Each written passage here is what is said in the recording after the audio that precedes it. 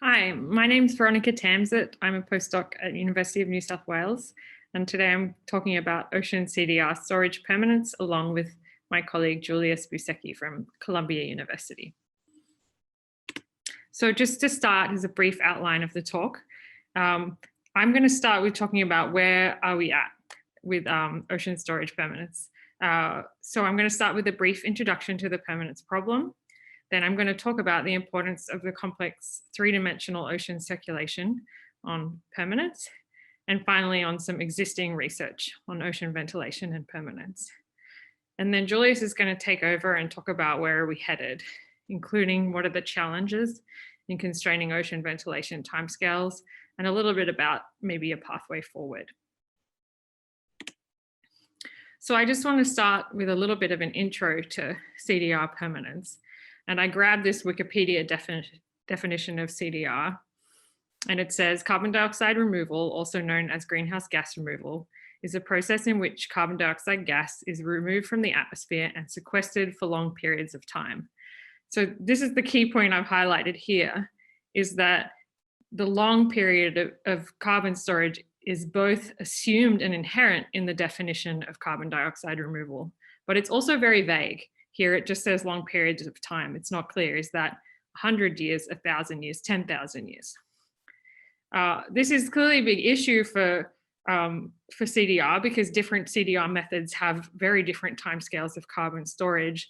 And this is something that the CDR community is starting to think a lot about. And for example, I'm showing in this image here a permanence calculator created by a nonprofit called Carbon Plan, which basically weighs the cost effectiveness of different CDR methods that based on the timescale of the storage. So if, for example, comparing storing carbons in forests for 20 years versus storing carbon underground for thousands of years. So in the context of ocean CDR, here I've got a two-dimensional view of the ocean carbon pump. And we're sort of thinking about two main pathways for sequestering carbon into the ocean. First is particulate organic carbon that sinks gravitationally and is then becomes sedimented on the sea floor, where presumably the storage time could be quite long. And the second is dissolved forms of carbon, so either dissolved organic matter or inorganic carbon that can be stored in the deep ocean. But there's a factor here that affects this carbon storage, and that's this deep water circulation and eventual upwelling of that carbon water. And there's a big question mark there about what timescale this operates. So a key point I want to make here is that it's often assumed that once carbon, organic or inorganic, reaches the deep ocean, and for example, that could be below 2,000 meters, then it is permanent or stored for more than 1,000 years. But in fact, the ocean circulation is complex and three-dimensional, and it's not guaranteed that carbon at these depths is stored permanently or for thousands of years, and it could range anything from tens to thousands of years. So with that, I want to just talk a little bit about this complex three-dimensional ocean circulation, and particularly want to focus on the fact that this circulation is complex, and where sinking of water into the deep ocean happens is localized and in different places from where upwelling of deep water happens. So this is a schematic from Lynn Talley showing the meridional overturning circulation in a schematic view centered around the Southern Ocean, with each basin shown separately. And there's a lot of complex water mass pathways here. But the main thing that it illustrates is that you have locally forming of dense waters sink to the deep ocean coastally around Antarctica to form Antarctic bottom water. You also have North Atlantic deep water that forms in the North Atlantic. And then that water tends to upwell in the Southern Ocean.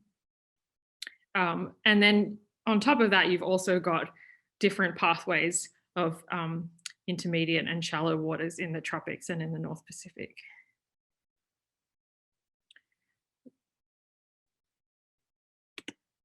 So a different view of the three-dimensional ocean circulation. This is from some modeling work that I led, where we tracked particles in 3 different high-resolution ocean models, starting at 30 degrees south in the deep ocean until they upwelled in the Southern Ocean. I'm just going to show an animation here that shows from one model from the Atlantic Ocean at 30 degrees south, the pathway that water took to get to the surface for the first 50 years of the experiment. And this here is going to show, in these colors is showing depth, and these little squares are showing basically like a 3-dimensional heat map of the pathway that particles took to upwell in the Southern Ocean. So you see the water enters the Southern Ocean from the Atlantic through these narrow pathways at the boundaries, and then it begins to upwell, and particularly strong upwelling happens around these topographic features in the Southern Ocean, like plateaus or ridges.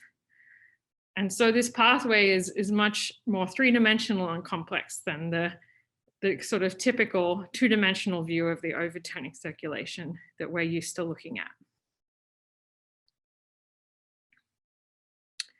So now I want to talk a little bit about some existing research on permanence.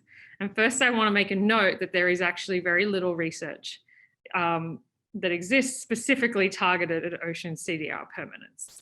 But there is existing work on ocean ventilation timescales that's highly relevant. So here I'm showing maps using a classic way to look at ocean ventilation based on ocean traces, so Delta 14C and helium-3, to get the time since last ventilation, also known as the ideal mean age, from De Vries and Holzer. So here you can see, the oldest waters are in the deep North Pacific, greater than 1,400 years old, and then the younger in the deep basins of the Indian and the Atlantic. So this is a fairly familiar picture of the ocean ventilation looking at the age. But one thing you can actually do is from this same set of tracer data, you can compute the opposite statistic, which is essentially the time since next ventilation, or the mean re-exposure time. So that's the time it takes the water to next be in touch with the atmosphere. And this is more relevant to this idea of how long will our carbon be stored, how long until it re-emerges. And this is interesting because it looks quite different from the previous map. Again, the maximum is about 1,400 years in the deep Pacific, but now the maximum is in the bottom waters because these abyssal waters have a longer pathway to get back to the surface. They first upwell diabatically into the deep waters in the North Pacific, then return to the Southern Ocean where they can upwell. And the other really key point from this map is that from these observations, the time until re-exposure is less than 1,000 years in the majority of the deep ocean. So basically the entirety of the deep Indian and Atlantic basins will be re-exposed within 1,000 years. And even in the Pacific, you have to be below about 2.5 or 3 kilometers before that time is greater than 1,000 years. So another example of work on this paper by Robinson et al. Actually focused specifically on ocean CDR permanence in the context of ocean ion fertilization.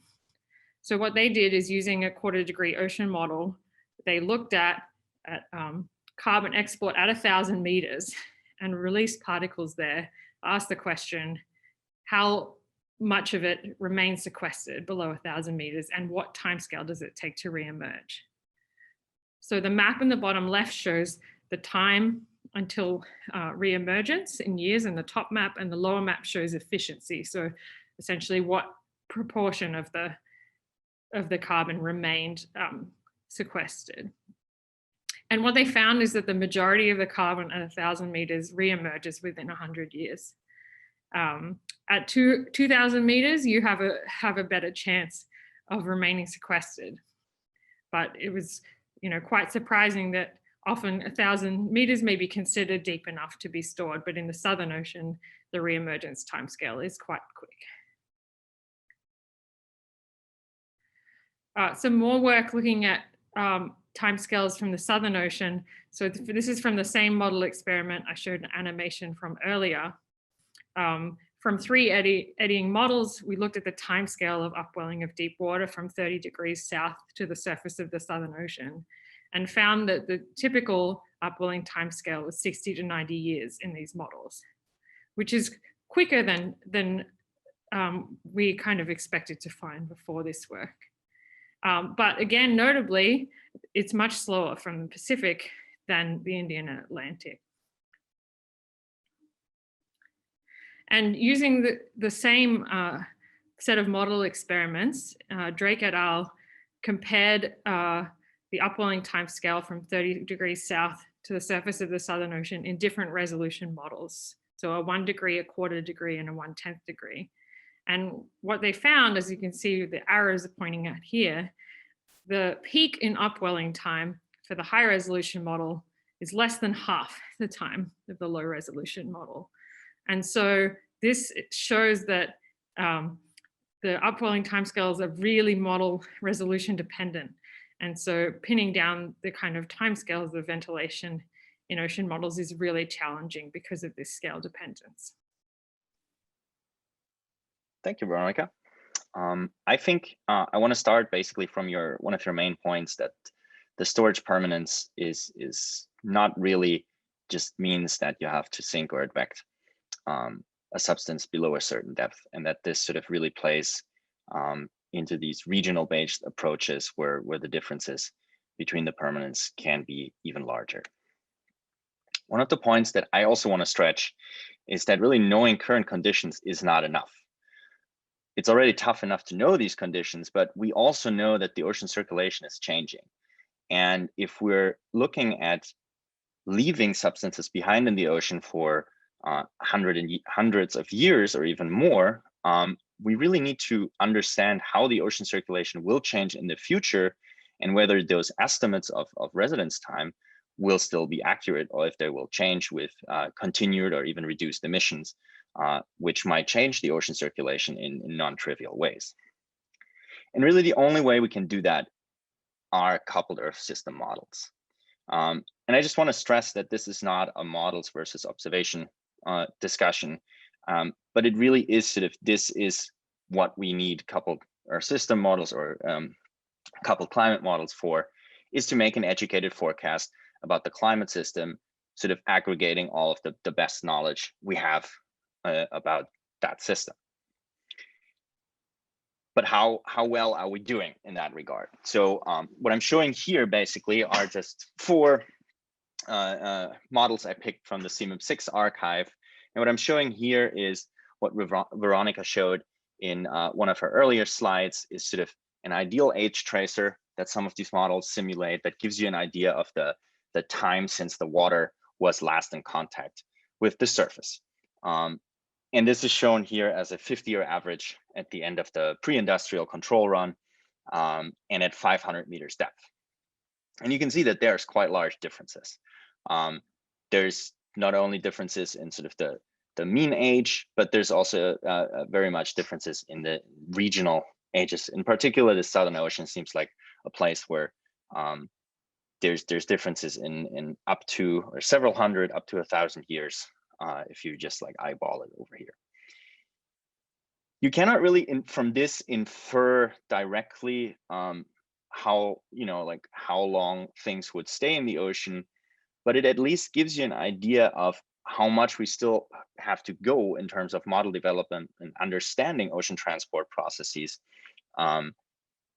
because it really sort of is an integrated way of looking at the ocean transport mechanisms, advection and mixing, and how they're represented in these models and how they compare to observations.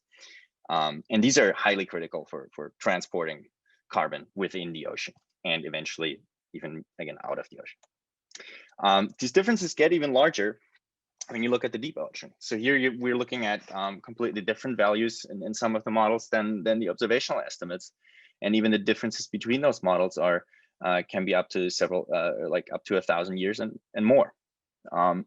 This could have direct effects on the feasibility of some of these carbon removal technologies, depending again on where you're planning to deploy them.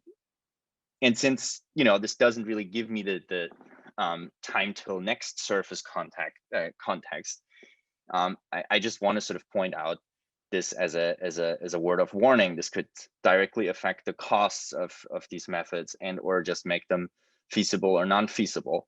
And really, it just points out that we still need to work on our current models and how they simulate ocean ventilation. But what can we do? I would argue that we cannot just simply model our way out of this. What I mean by that is just throwing more resources at it or waiting until the resolution has increased to a degree that we can actually have these sort of climate simulations with a tenth of a degree eddy resolving models, the ones that Veronica was showing. We know that's just not going to happen. The problem at hand is very time sensitive, and we just know from a technical standpoint that we won't have the computational capability to run these models for this long. It's also worth to point out that these models are expensive to run, and that these large scale computers actually are quite carbon intensive. So I think there needs to be another approach to improving these models in sort of specifically for questions like carbon dioxide removal in the ocean. I would propose that a sort of short-term solution would be to develop more creative and effective validation models, and really sort of find out from the many models we have.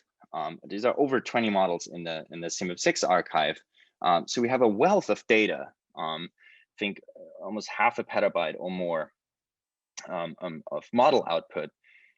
But I think what we need is to sort of develop methods to really find out which models represent the process of interest in the region of interest the best, to give you a reliable estimate. And that isn't a difficult thing to do, but I think that's something we can do with model output right now. So that's why I'm saying it might be a short-term solution. In the mid-long term, we'll have to use our current knowledge and improve on it, and eventually improve future ocean models to have better predictions. But that is sort of this like ultimate goal of just understanding the ocean circulation that goes far beyond carbon dioxide removal. I think that sort of the CDR science and in general ocean science can be summarized sort of, or Earth system science can be summarized in this sort of diagram that is sort of the everything you would ever want, all the methods, all the disciplines, and everyone sort of exchanges ideas, and everyone is happy and the science progresses at the fastest pace. This is, however, pretty difficult to attain, but I would also argue that such a sort of multidisciplinary collaborative science approach is quite a good fit for OCB, at least how I've experienced it in the past. I think that the one thing though that we need to ask ourselves as a community is, particular for the challenges we face with a warming climate, is how do we actually speed up science? How do we accelerate the exchange of ideas? How do we sort of avoid overlap, and how do we facilitate exchange between disciplines? And I think that really sort of the key point here is that we need to change how we are doing science. I think that this is already happening, but I want to just emphasize that I think this sort of ivory tower approach, this old school academic approach, is, it's bad for a variety of ways, and we have all seen that or realized that in the past years. But it is also just too slow, and I think that we can sort of, with a different approach, making data accessible, making science truly open, we do need more hands on deck. If we get more people looking at the data, looking at the problems, we get more diverse perspectives. And I think that will lead to better solutions. And then we actually need and should all work together at these problems. surely I'm not gonna give a talk here without a Pangeo pitch. Just for you, for people who don't know, this is sort of a community I've been part of for a long time. It's a collaborative community organized around open source tools and analysis ready cloud optimized data. The idea there is sort of that open science really means that you're not just sharing code, but you're actually contributing to open source packages that leads to sort of a distribution of work that eventually sort of wastes less time, and you can sort of recreate results easier and build on them easier, again, accelerating findings that you derive from that. The other idea is sort of that you don't just share your data, but that you actually make it analysis ready, preferably in the cloud. But generally that means sort of that the data is accessible in a format that can be opened quickly, that has rich metadata, and that people can readily use and don't have to spend a lot of time of pre-processing on it. I think this really, I've seen that with in my own career, it really leads to you using more different data sources, just getting your hands on different model outputs and different observations, et cetera. And I think it gets more eyes on the data. I really truly believe that especially these large model ensembles are totally underanalyzed, and we just need more people looking at them, coming up with creative ideas how to derive knowledge from it. This goes for small, large data sets. We don't just need the terabyte data sets. I think that also smaller data sets should be accessible quickly and easily. And then the idea behind Pangeo, at least, is sort of bringing everything into cloud computing, because the idea is that you bring the compute to the data and not vice versa. As a simple example, I'll paste the link, but you can basically reproduce the plots I showed from the CMIP models in the cloud just by having a web browser. This is a binder. It's a technology that runs sort of this stuff in the cloud, but the basis of it is that all of the CMIP6 data is actually put in the cloud by the Pangeo project. If you're interested in that, please feel free to contact me later.